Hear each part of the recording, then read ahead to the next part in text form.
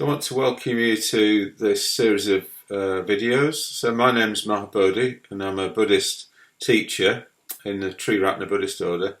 And the idea behind these videos is to get some more in-depth discussion going on topics of interest. I was very inspired by a TV program in the UK that aired in the 1980s and 90s called After Dark. And in that program, you had a group of people who would talk about a topic open-endedly for several hours, starting at midnight. Discussions just went really deep. And the program was seen as one of the best bits of television ever. So these days, we have a bit more of a focus on long-form conversations on things like YouTube. So in honour of After Dark, I'm going to call it A Dark 2021. So the first session I've got is an interview with Andrew Forbes. So Andrew Forbes is a young Buddhist who grew up within Chogyam Trungpa Rimpoche's movement, Shambala. And he's a musician living in New York. So it's really interesting hearing about his life. So hope you enjoy it. My name is Andrew Forbes, and I'm a musician from New York City. I grew up in Halifax, Nova Scotia, and was born in Boulder, Colorado. I am a lifelong student of Buddhism. I hold a degree in religious studies from Naropa University, and I have several projects and releases that really sort of encompass my breadth of experience musically and artistically, combined with my study of Buddhism. And in particular, I have a deep knowledge of what is referred to as Dharma art, which is incorporating principles of Buddhism and creativity into different mediums of expression, and how to present the experience of meditation and the maturation of Buddhist practice in artistic expression. So it's a little bit, it sounds a little bit convoluted. However, it's really about tuning into aspects of the deepest parts of our human nature, which, after all is said and done, is the kind of the nature of creativity. And as a musician, the path eventually leads to that.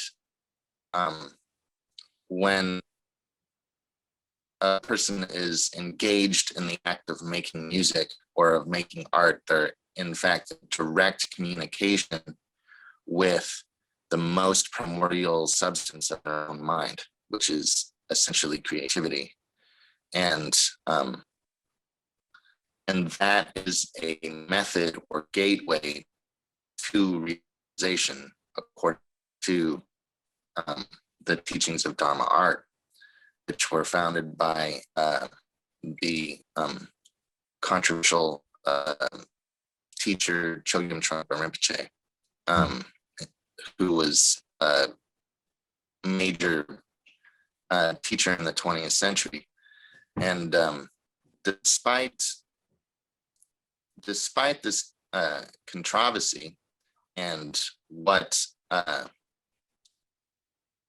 whatever opinion may be of Chogyam Trungpa as a person or as a teacher, he left behind some very brilliant teachings. And I do believe that this particular application of the Dharma is a great way of of sharing that wisdom with the world without having to clothe it in religious symbolism and cultural frameworks. That it's a way to bridge the gap between of what is a very ancient tradition and the sort of runaway culture that we have with modern capitalist materialism.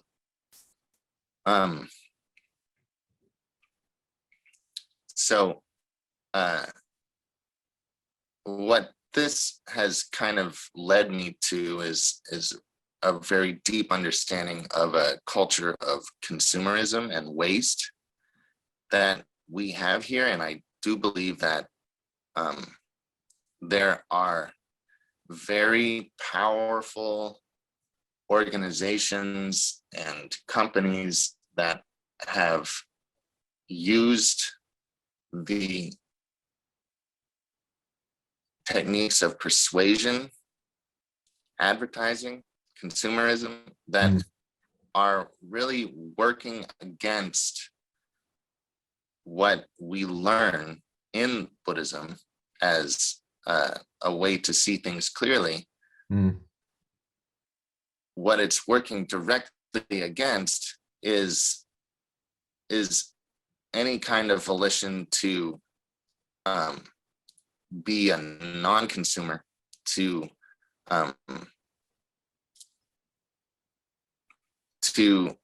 resist using money frivolously, and keep us in these insecurity. And this is basically led to the overconsumption of resources, and therefore have led us to an overdose of waste that we don't know how to deal with, that is just poisoning the planet. And we're all sort of catching up to it really slowly, and it may be too late to do anything about it.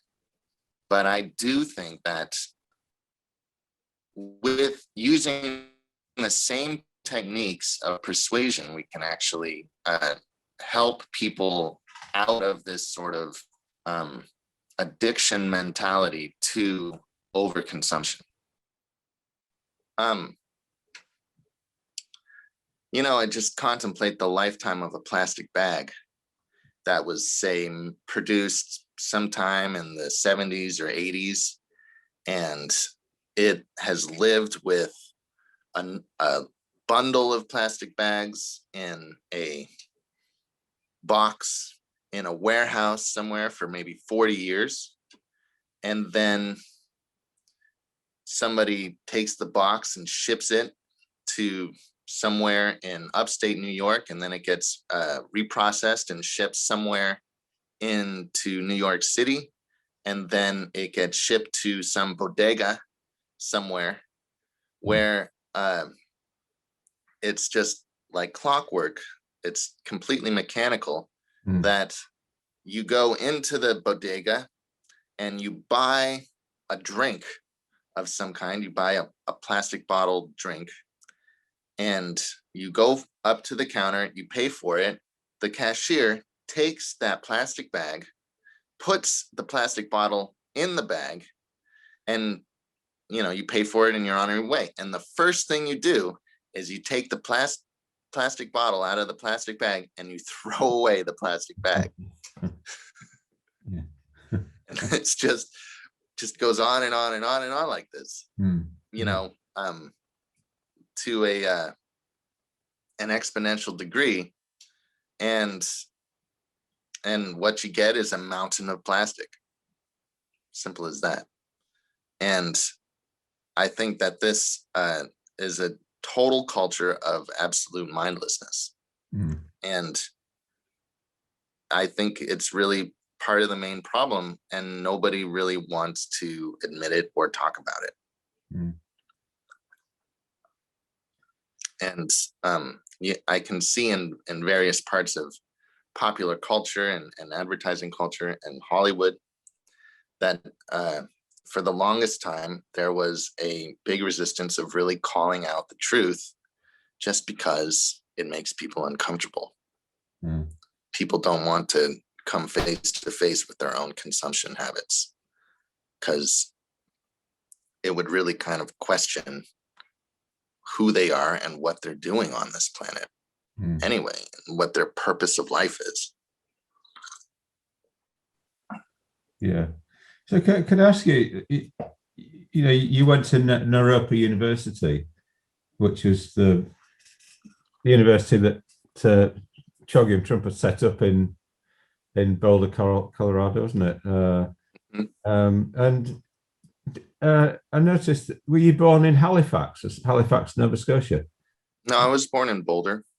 Oh, yeah. Oh, okay. What? But I was raised in his community. Both of my parents. That's what I wondered, like, because Halifax, Nova Scotia was one of his communities, wasn't it? Yeah, both my parents were students of his, and we did that move from Boulder to Halifax in the 90s. Yeah. And you know, there's a lot there. There's a lot to be discussed about being raised in a cult environment, and with a small religious institution that is very different in its thinking to conventional religion. Yeah. And the boons and benefits of being raised in Canadian culture as an American, and the difference in education. Yeah. And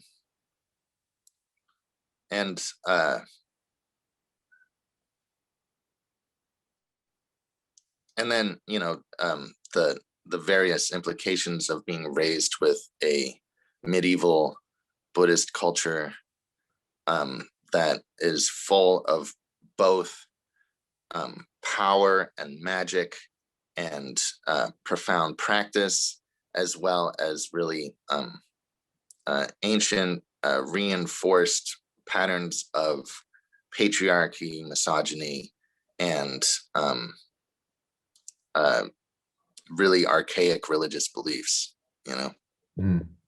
So there's plenty of that, and then being raised with a scientific mind on top of that, right, to bring together the aspects of traditional Buddhism and scientific understanding.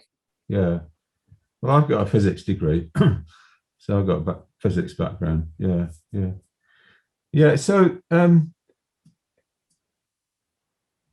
I've got a good friend of mine, Paramanda, who, you know, who's agreed to do some of these sessions, and I think he, you know, like sometimes how people's parents sometimes, you know, so you got Buddhist parents and then they think, oh, I must bring up my child as like a vegetarian and all that sort of thing, but it's not giving the child much choice.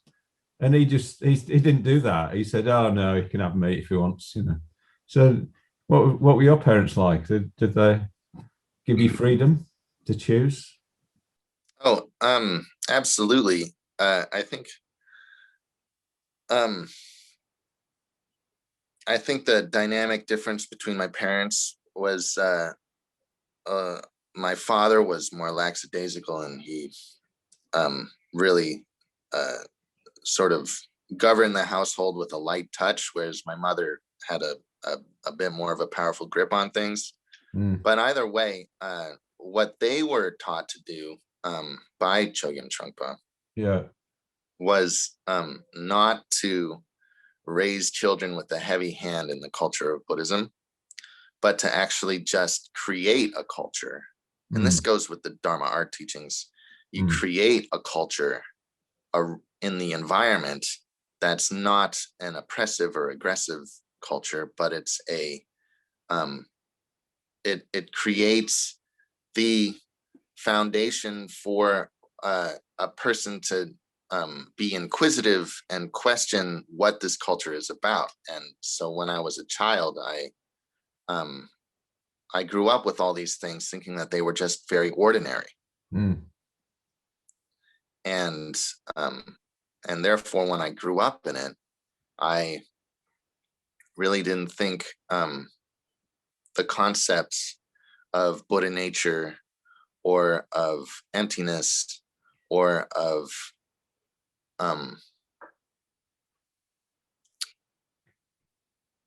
a bodhisattva path, or any of these things were particularly unusual. I thought they were something that actually everybody else in the world is like familiar with, you know. And then when I was a teenager, and I met this Baptist preacher on the boardwalk in Halifax this one time, and he tried to hand me a Bible or something, and I was like, "Oh no, thanks. You know, I'm Buddhist." And the first thing he says to me is like, "You are being used by the devil, and you'll go to hell when you die." You know, it's like I was like, "Whoa, really? Is that what you think about me? Just from that? Just from what I just told you?" So that then initiated a lifelong study in religious practice and application. Yeah. So And So how many people? How big is Naropa University? Is it a small university, or is it? It's small. Yeah. Is it quite sort of intense? There's a lot of a good teacher pupil ratio sort of thing, you know. Yeah. Yeah, it has small classes, which allows for that kind of one-on-one student teacher intimacy. Yeah. And so I know my my old professors quite well, and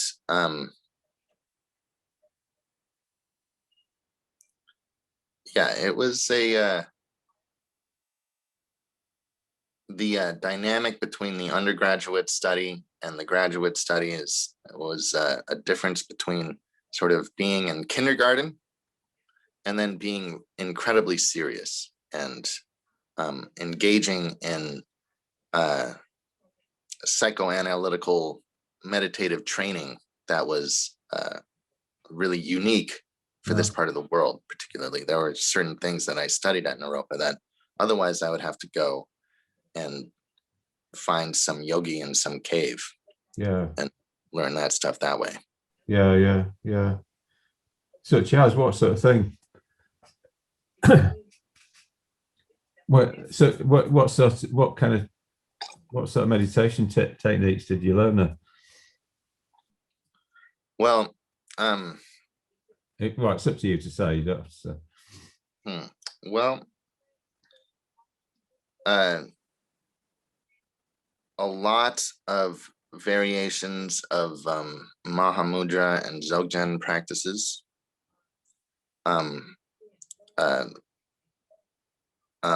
Advaita Vedanta and Hindu Yoga Tantra. I studied a lot of Hatha Yoga there, and also engaged in the study of Dharma philosophy, Madhyamaka,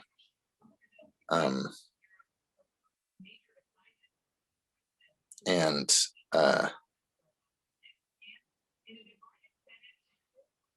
also engaged, completed the Nundro that I was doing at that point, and was initiated into a sadhana path, which my studies at Naropa, studying the root tantras, particularly the Kala Chakra Tantra, was very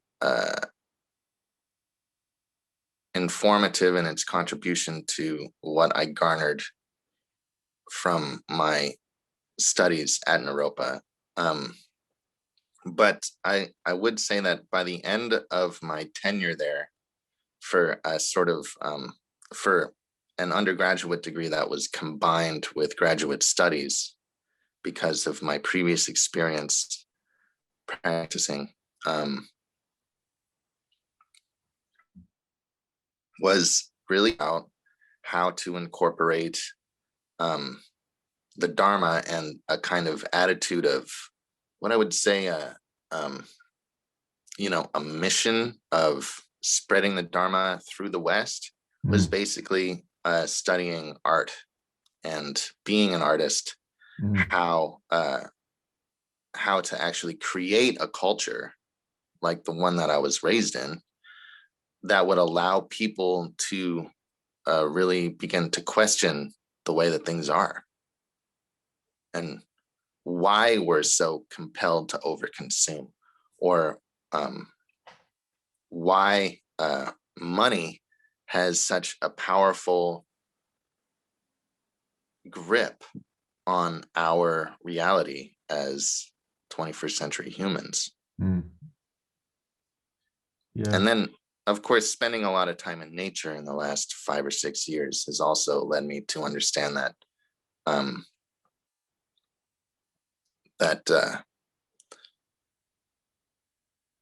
that there's a kind of will and nature to money itself that is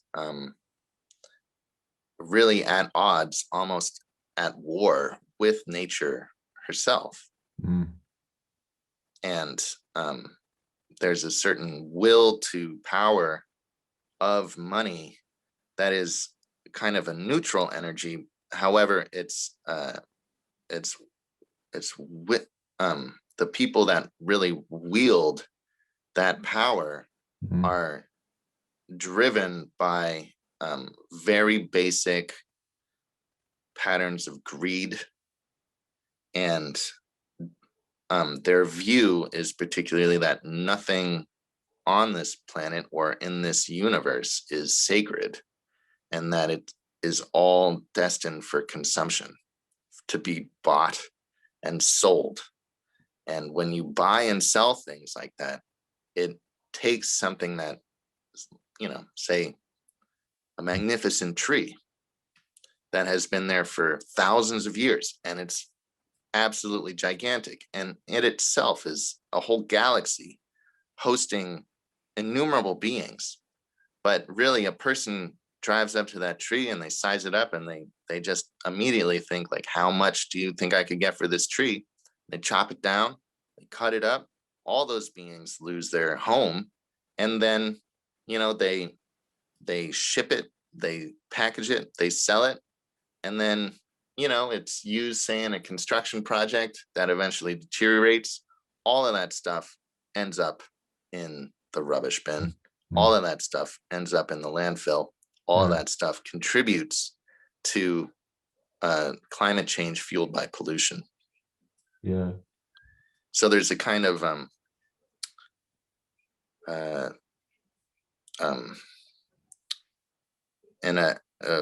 approach to what's the word? Interdependent origination. Yeah. Pachitsamuppada.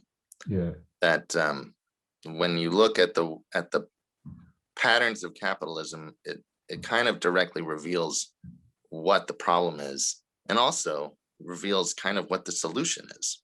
However, the solution is far too subtle and ordinary for people to actually deal with it, because it would force them to make massive lifestyle changes, which are thrown directly in the face of these deeply embedded patterns of consumerism that have been spoon-fed to us for decades. Yeah. I mean, I remember seeing there's a filmmaker in the UK called Adam Curtis, and he makes these very unusual kind of documentaries that span a long time. So he talks about he did a series of 3 called something like The Century of the Self, and he looked at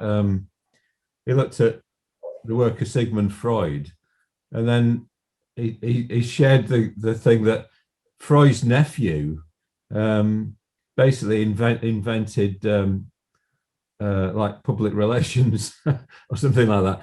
So Freud's nephew came up with the idea that prior to this, people would just buy what they thought they needed, and that'd be it, But using Freud's theory, he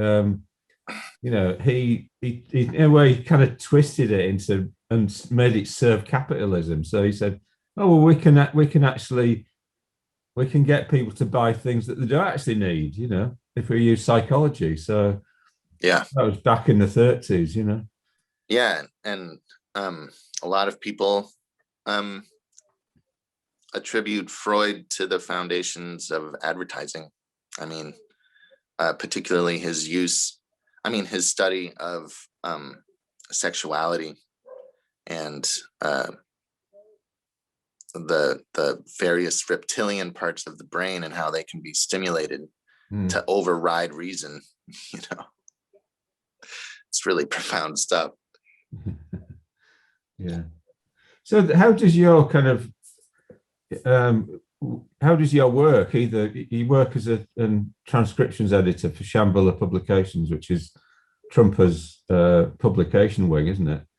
And you're also a musician. How are you addressing these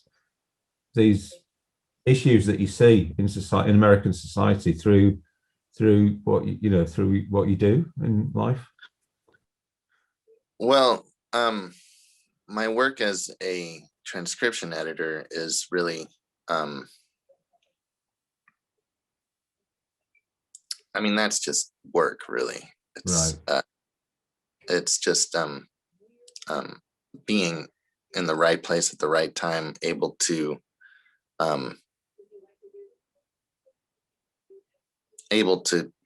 being able to take something that would benefit others and edit it so that it's easily digestible.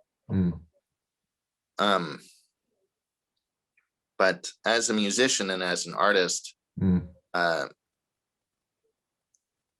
I understand that it's incredibly difficult to really convince people and to persuade people to change really deep cycles of habit and consumerism. Yeah. Just knowing myself, I really resist being a consumer, but there are certain times that I just can't even help it, like I do a lot of traveling and I drive myself, and I just have to buy gas, or I have to buy produce at the grocery store, or I have a social life and I like to go and visit with my friends, which requires buying food at restaurants and drinking and consumption of alcohol. And what I try to do with my music is actually share something primordial, something that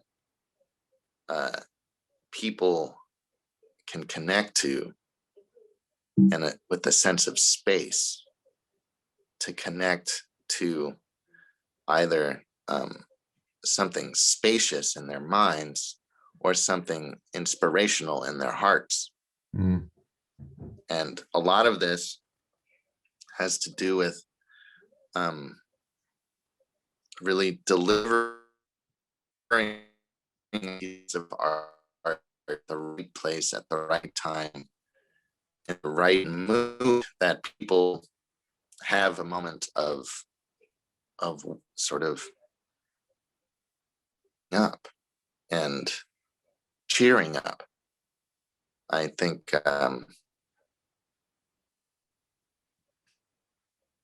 that's really difficult to do, and I try to do it without the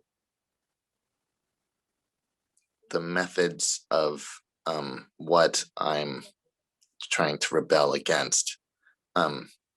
So I really try to deliver my art without anything particularly political or without a particular agenda or any sort of ornamentation or clothing it in any sort of ulterior message. Just try to deliver something really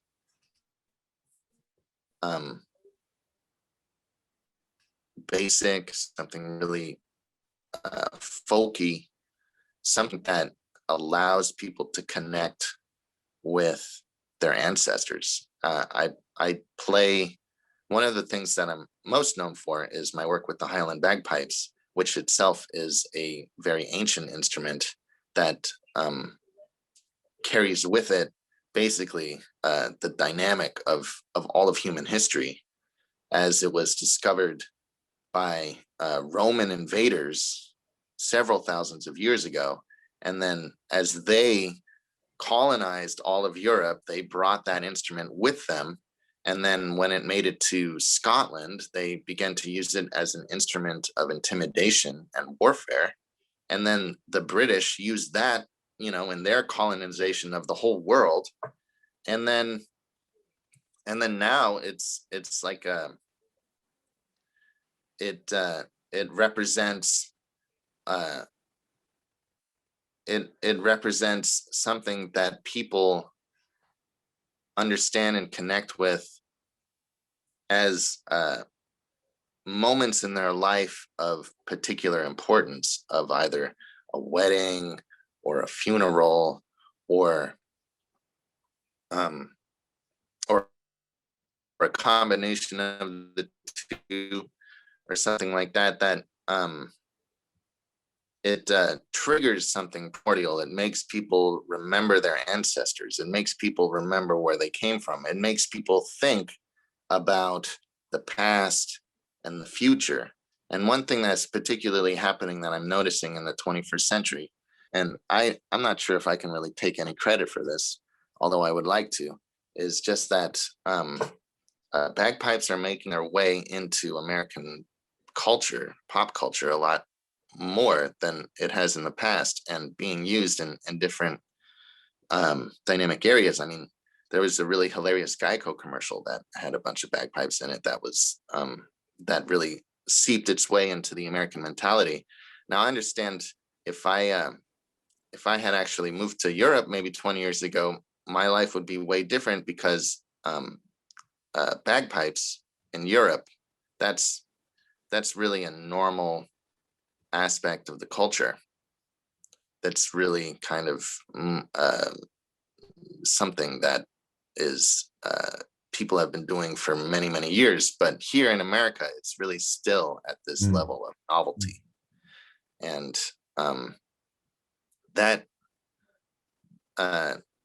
for what I'm trying to do with it, that creates a fresh opportunity for people, but it also makes it very difficult to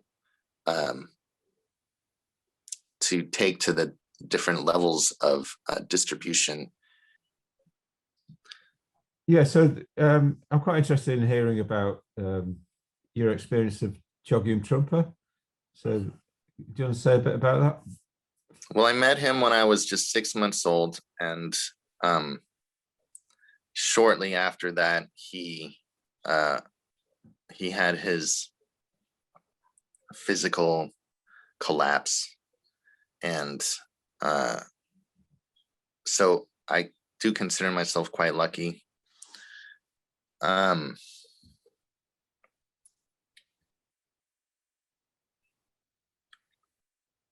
And I was always I was raised in this kind of environment that always revered him as a very prolific and powerful teacher. I didn't really hear anything particularly bad about him until I was kind of old enough to really hear those kind of things. However, my experience of him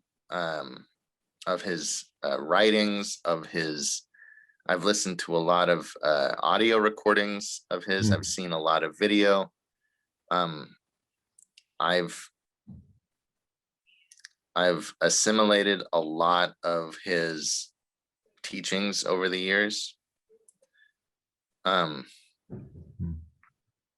They're always he's always unbelievably gentle, and so much so that it's intimidating how gentle he was. And the way that he speaks is with such caring. When I hear him talk, when I hear him give lectures and talks, his use of language and inflection of melody, it actually delivers a profound experience that goes beyond the content of what he's saying. That he really demonstrates his mastery of the Buddha Dharma, of his practice, merely through the style in which he presents it, which when I hear people say all sorts of really bad and nasty things about him, and I remember all of these countless talks that I've heard that never deviate from what I'm talking about now, at this sort of this absolute command of total gentleness, of such incredible softness. It really makes me question all these sort of controversial claims. I know that he was really how shall I say, he was really prolific with women, and I was raised in that culture, and I think that I have some things that I need to sort out in myself as someone, as a young hetero male that was raised under this impression that if you were a successful and powerful man, you had lots of lovers, and that you attracted women. And that's something that that I've only really come to understand over the last decade, and how deeply that has impacted the way that I've grown up. And as a musician, I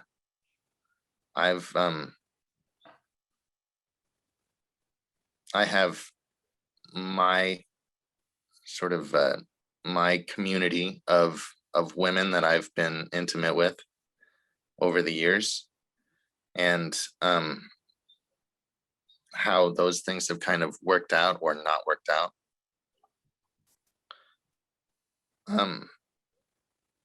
I think there's a lot of deep things going on with that, particularly, that I don't think was particularly a very healthy way to grow up. And I'm realizing that that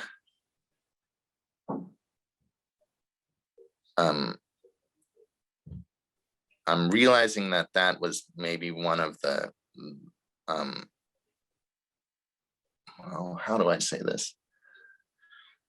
As this community has kind of blossomed and flourished, and also met its kind of obstacles and almost demise, it's almost been totally destroyed by this kind of attitude of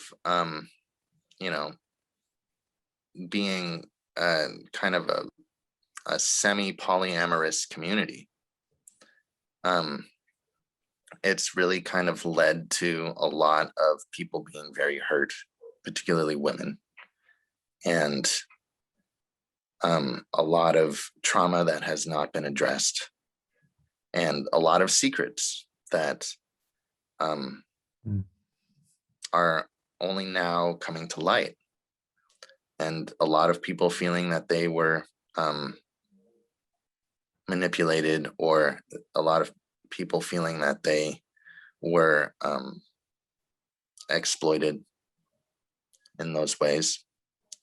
And so I think, you know, with the Shambala community, particularly these days, of really taking an approach of trying to heal those wounds, that's obviously a very difficult thing to do. And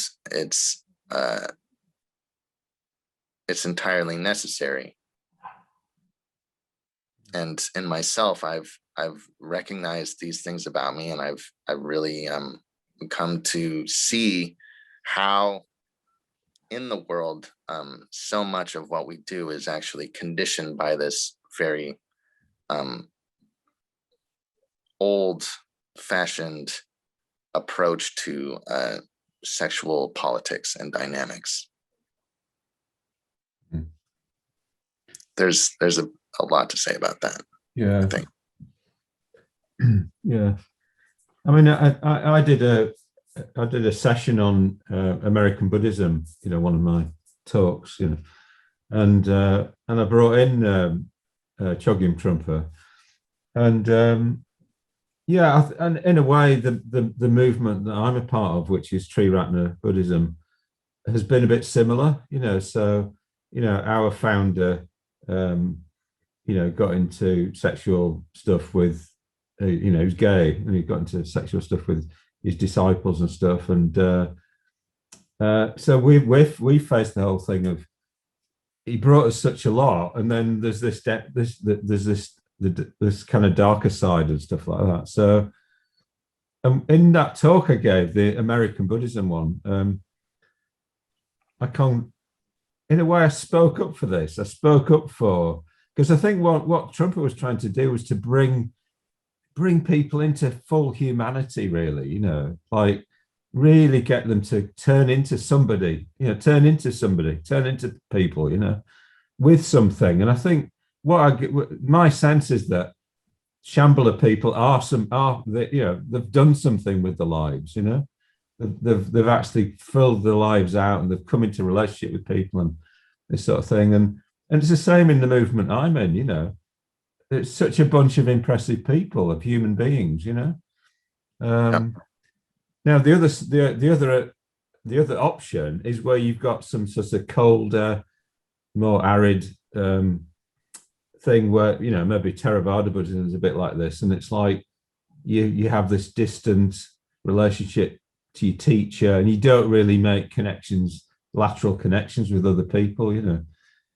And it's all a bit arid and kind of formal, you know, and I think Buddhism is about bringing people to life, really, you know. So, but obviously when you bring people into close contact with each other, and you really challenge and work with conditioning, you know, then, you know, it is, you know, sometimes maybe you do get you know, a bit of damage might get done. But as you say, you know, as you said about Trungpa, you know, the degree of gentleness that he had, you know. So it's almost like maybe it's not so much him, but, you know, so maybe he could hold all of that, but then other people, maybe they couldn't hold all of that, you know, like the Vajra Regent, for instance, you know. So yeah, I do think that people did get caught up in the kind of power and magic of it, that and, you know, ego is such a tricky thing. A person could come right to the verge of enlightenment, and ego would still find a way to like squeeze in there. And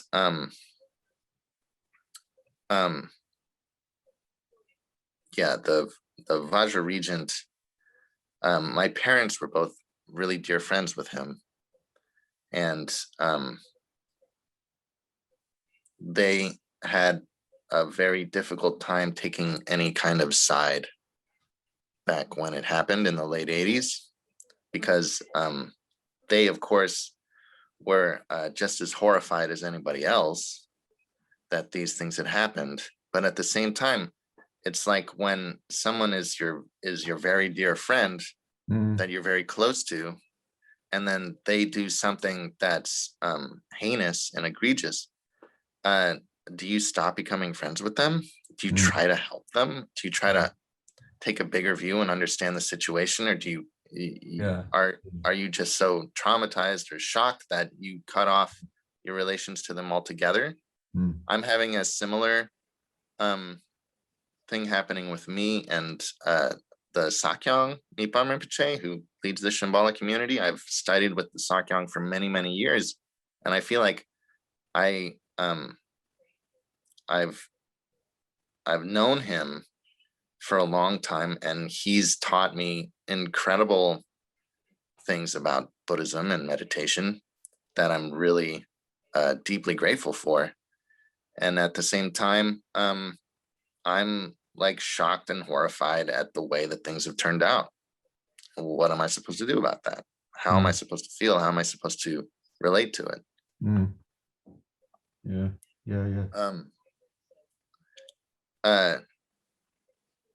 What was I going to say earlier? I forget. So what you were saying about the difference between Theravada and sort of this dare I say, like Vajrayana approach to Buddhism, and with regards to the sex, drugs, and rock and roll of Trungpa's scene, was I really think that and there is a degree of safety with the Theravadan approach, which is very important, I think, for people to engage with, to have a sense of boundary regarding how they're working with their mind and how they're working with meditation in a healthy way. And the difference between the more Vajra approach of actually engaging in the really subtle and intimate elements of the mind that are more primitive and primordial and animalistic, as sex and violence and ignorance, passion, aggression, and ignorance, really working very closely with those is, of course, incredibly dangerous. At the same time, it allows the practitioner to really investigate and experience these more powerful aspects of their own minds that could lead to a greater realization. However, the way that the Western mind works, I'm coming to realize as I am in the middle of my adult life, a lot of people are not prepared to work with that kind of energy in a healthy way. And just the nature of the ego being so slippy and subtle, it I think a lot of Western people are really not well equipped or prepared to engage in that kind of practice of working with sex and with lust and with substances, particularly. I know that Trungpa also he drank a lot of alcohol. He as said in a lot of posthumous literature written about him, that he did acid on a number of occasions, and that he even had a cocaine habit. All these things which as a young person, as a musician, as someone that's actually in the world, I mean, a lot of my friends and my community also engage in those types of activities of sex, drugs, and rock and roll. And so that makes me feel like Trungpa was really trying to connect to us and our culture. He wasn't trying to create this kind of this religious border protection culture that allowed people to be safely separated from these kind of attributes, these negative attributes of our culture, but really wanted to understand them and know them and was a part of them. You know, he didn't really, there's this quality of not being this like holier than thou religious character, because he was willing to engage in these kind of things that are so intrinsic to our culture and and kind of represent the really dark sides of it. Yeah. You know? Yeah. I mean, he was really ambitious, wasn't he? I mean, he that whole Buddhism and science thing started with him, you know, with him inviting Francisco Varela to give talks on consciousness and all that sort of thing. And and that led to the Mind and Life Institute and the Dalai Lama and all that sort of modern stuff that around mindfulness, you know. Well, yeah, I mean, I think we're still just skimming the surface, and there are people that are working with various university institutions studying consciousness. Also, I really am not so familiar with the cross pollination of say physics and aspects of the Dharma and principles of the philosophy of emptiness and things like that. But maybe, I'm sure with your background, you probably know a lot more about that than I do. But I dare say that that I believe there are certain secrets to the fabric of reality that are just being kind of realized now because of the influence of teachers like Trungpa. So, but one thing I'd like to talk about is it was a bit of a pet thing of mine, you know. It's like you know, over the last I don't know how long it's been going on, but this, you know, this growth of like kind of safety culture, you know, like people, it used to be unusual for there to be a disabled ramp down the front of a building. Then it just became the law, you know, and it's almost like I kind of feel like you know, I'm involved with Manchester Buddhist Centre, which is quite a big Buddhist centre in the centre of Manchester, 5 stories of building, you know. And we've got to, not that it's wrong to put a disabled ramp out the front, but it feels sometimes like this need to protect everybody or from danger, you know. That's what the thing it seems to be about. It actually means that it starts to suffocate the Buddhist center a bit, you know, in terms of like everybody wants everything's safe and you know, so it's almost like we're almost like not allowed to even come near each other a little bit these days, you know. And that's kind of a bit like the opposite of what Trungpa was trying to do. It's like bring people together and, you know, get them learning from each other and stuff, you know. Have you got any thoughts about that? Well, I mean, we are talking about the 70s and the 80s, where the particularly American culture was really just, you know, it feels like you could say that American culture was in its early 20s in the 70s. People were just discovering who they were culturally. But with this, I mean, I think it's good that people are realizing that there are great improvements that could be made on the way that our culture is supportive of people, particularly with disadvantages. And that it's important for people to feel comfortable if they want to feel good. However, I've grown up in a way that was very self-responsible to make myself feel good and to protect myself. I think that there might be a little bit of an expectation for other people to protect. How do I say this? If I were to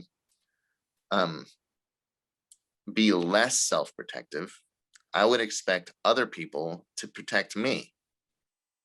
And I think that's the kind of culture that we might be trying to create, is more of like a all-inclusive protection culture. But really, when it comes right down to it, the world is a really intense place, and really nobody's safe ever. Yeah. There's always something that can happen. There's always something that can go wrong. There's always something that can kill us or it's a myth, isn't it? cut our life short. Yeah, it's a myth that we're safe, isn't it? And so really the only way, I think, to really teach people how to be connected to reality in a way that is healthy and safe is to teach them to protect themselves. And call me old-fashioned, but I really think that everybody should learn self-defense in middle school, and I'm really thankful that I studied martial arts when I was younger, because now when I'm in a dangerous situation, I can really I can properly assess it, and I start to remember all these things that allow me to feel self-protected.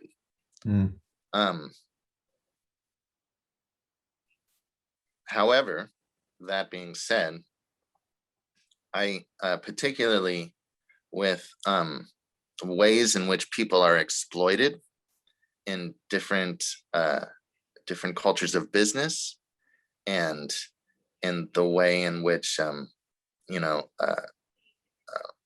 media is produced and controlled. The way that women are exploited, the way that artists are exploited, the way that business is exploited, the way that resources are exploited. This kind of libertarian approach to self-protection doesn't really cut it when it comes to actually protecting people and their rights, which, if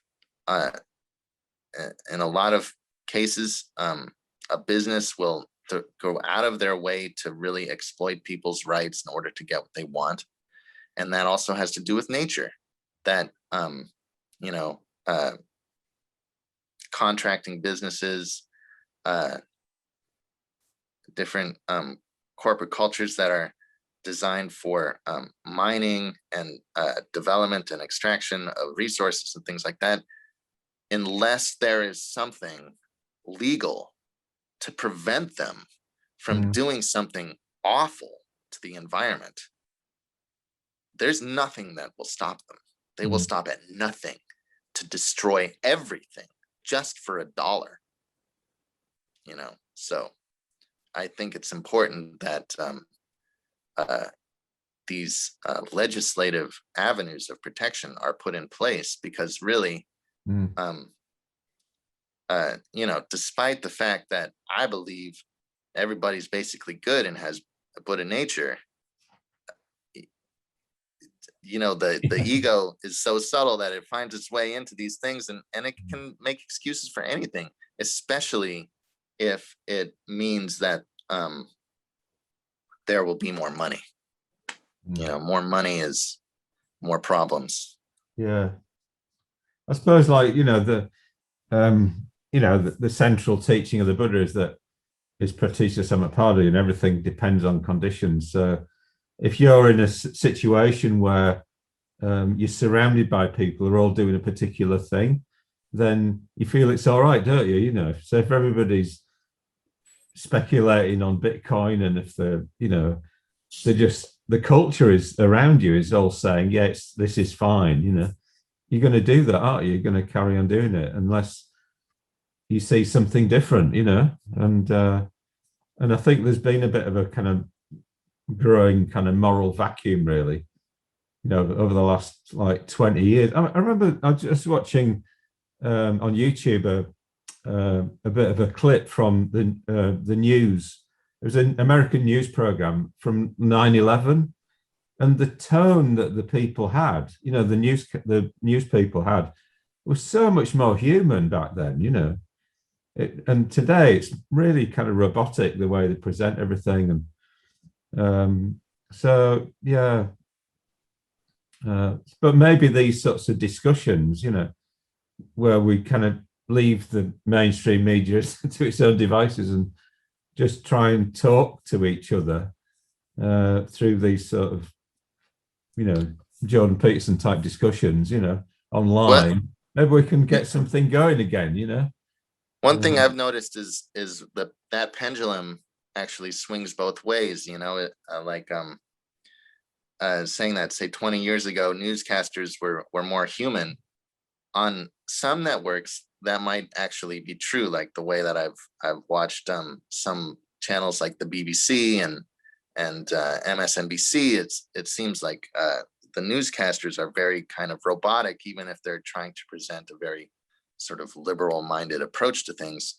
Whereas the CNN newscast is, the other day they were broadcasting footage of the riots that were happening in Minnesota after the cops had killed another black person, just an innocent driver.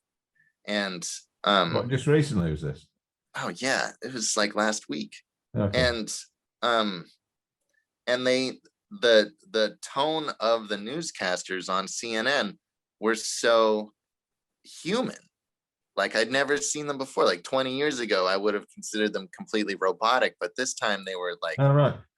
they were like the total opposite, that they had made it their mandate to be more human in their discussion of these issues.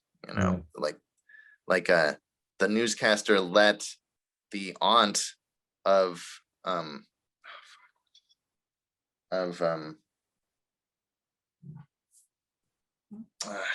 can't remember any names right now, but they let her basically rant for like 10 minutes on the air about everything that's wrong with the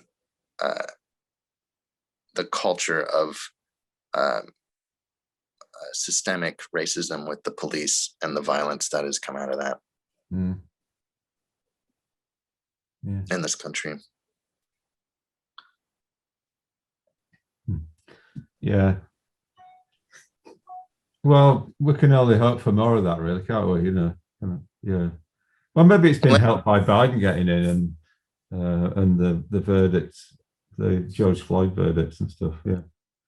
I mean, that's what I've realized about this teaching that Trungpa had of enlightened society,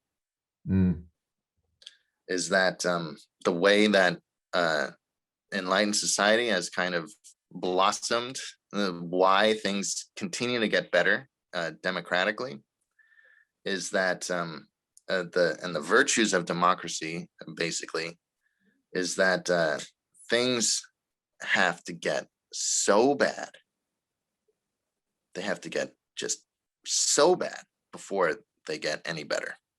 And then when they get better, they really do get better.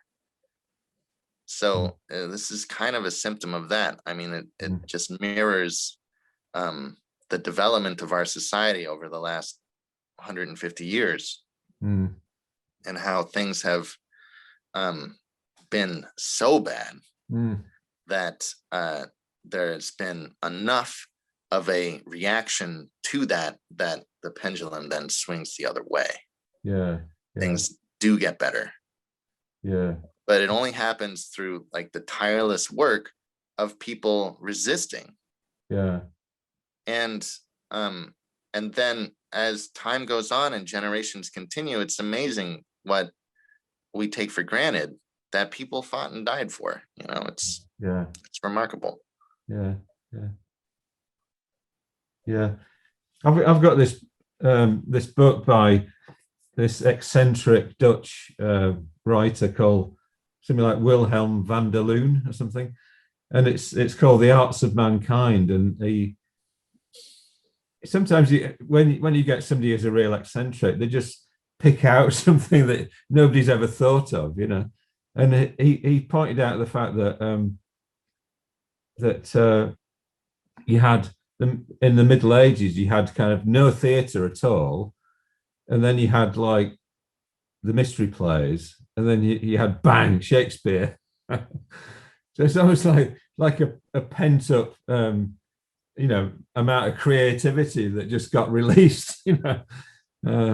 And maybe it was a bit the same with like punk rock in the late 70s, you know, kind of just, you know, something needed to happen and it just happens like that, you know. So maybe this is how things, maybe this is the structure of how things work, you know. You get, you know, the pressure builds up and then bang, it releases and you get, and then all of that genuinity of punk rock that led to all these great bands, these great rock bands that were so prolific and created this multi-billion-dollar industry of music. Then everything gets so ordinary and sedentary, and people really begin to understand the culture in a way that they can exploit it. And then you end up with the phenomenon of pop music, girl and boy bands, and using music for advertising and stuff like that, and how it fuses together all of these different aspects that actually create a phenomenon like Britney Spears. Now, don't get me wrong, I think Britney Spears is incredibly talented, and everything that happened to her, I called it years ago. I just think that she's like a terrible Hollywood experiment gone wrong. But that kind of attitude that surrounds the music industry, you know, that's now it's just a mirror of say what happened with aristocracy that led to a communist revolution. It's people get so comfortable with the way that things are that they manipulate it in ways of their own advantage, that it gets so bad that it starts to crumble. And then all of these things happen in order to prevent things like that from happening again. And this is probably just the way that society is going to continue. I mean, really, now that we've learned, say, you talk about Bitcoin, now that we learned that cryptocurrency demands such a huge amount of energy to keep it going, that leads me to possibly believe that crypto is a very impermanent thing and may only be around for, a decade or two more before people really decide that it's not good for the planet anymore, and that all these things are going to come out that is going to prevent large energy like that being used so frivolously and leading to such huge amounts of waste. So on the other hand, we do have the ability to create technology that would provide all that kind of energy without the huge amount of waste. But it's that all these corporations that are so comfortable with making so much money off of these archaic energy extraction methods, like their things have gotten so bad that now they're beginning to change. Well, there seems to be quite a lot of hope in this sense of electric cars and all that. It just seems much more viable than it ever was, All it took was really somebody bringing it into pop culture in a way, and bringing it into the consumer market in a way that first made it seem extremely cool and then made it extremely accessible. Yeah. And now,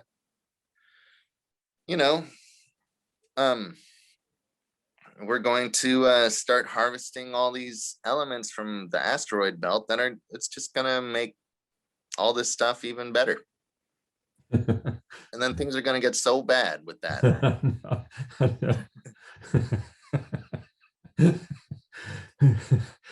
Yeah, we'll be thinking, back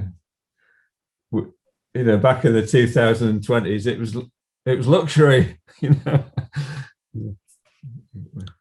Yeah. Sitting among piles of ashes and stuff. Yeah, it's I do believe that without this culture of capitalism, we wouldn't have been able to achieve what we have scientifically. However, the cost of that exploitation is so great that it's going to swing the other direction. That we're going to find ourselves more constrained than we ever have found ourselves before in terms of simple lifestyle practices. And that's going to be the most difficult thing to communicate to people, particularly people that are so comfortable with having been really frivolous with their consumer habits their entire lives. Yeah. I suppose that's I've been thinking about, the whole idea of like, how do you we tend to think, people have got like loads of money, and like you just described, a kind of don't really need Buddhism or something like that, but actually they probably need it more, because they're so it's going to come as such a shock, when everything falls to pieces and they don't have that thing that they've got. It's like the God realm, isn't it? They've been in the God realm, and yeah, they fall into the hell realm from the God realm. Yeah, and that's kind of why you got to do it in baby steps, because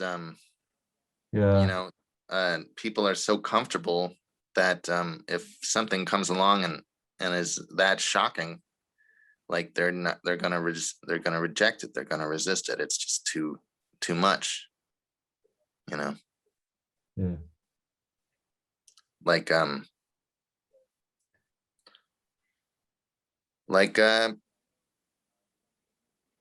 Like how the government is now spoon feeding us evidence of aliens that may have been around thousands of years, but we're so comfortable with the idea that we've been the only occupants of our the only intelligent occupants of our planet that we can't even think about it, and so we just have to take it in little bites before they let us in on the fact that there really is some sort of like crazy intergalactic community that already that are already on our planet, kind of Men in Black style or Guardians of the Galaxy. But other than that kind of bizarre pop culture reference, I think there's a lot of things under the surface that we don't even understand, and we've been systematically kept ignorant of in order for life to simply go on. it would be too much. Like I have these pictures on my phone of these ancient alien artifacts that I've seen that were dug up in Mexico, and I show them to my friends, and they're like, "Whoa, dude, that's too much. Like I can't deal with that."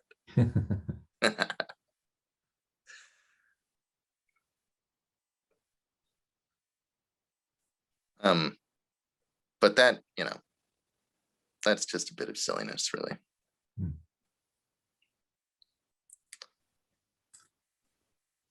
So shall we move towards winding up? It's been really great, actually, Andrew. I've really enjoyed this, and it's my first interview with a non-tree ratner person. So yeah, it's really great.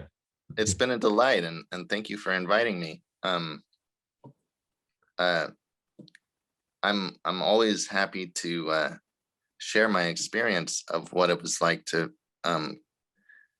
grow up in such an unusual way, and to share my views of the world, which might not be so widely accepted. Yeah. It's really great to hear about firsthand about Trumpa's gentleness and just the way that you portrayed it. It just really felt like it was very, very real for you. Right. Yeah, and I feel really blessed that I have been a part of that world, and that I got to see it and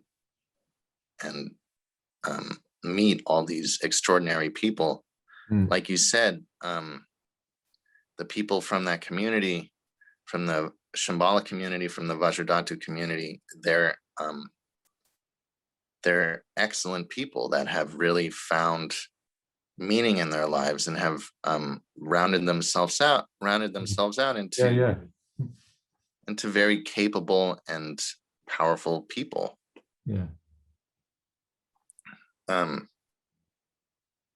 And being able to also share how growing up in such a community has led to various things that I recognize now in my adulthood to be